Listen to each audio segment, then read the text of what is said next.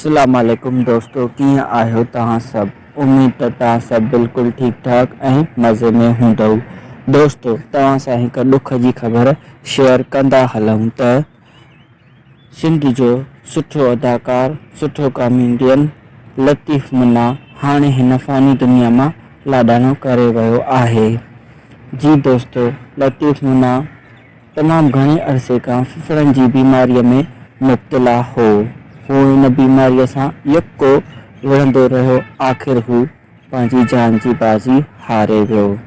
लतीफ मुन्ना केतिरनि ई ड्रामनि ऐं स्टेज ड्रामनि में बि कमु कयो।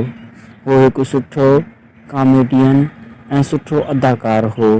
हू सभिनी जे चेहरनि ते मुर्कू विखेरींदो रहंदो हो। आख़िर हू सभिनी खे रुआरे हिन फ़ानी दुनिया मां हलियो वियो।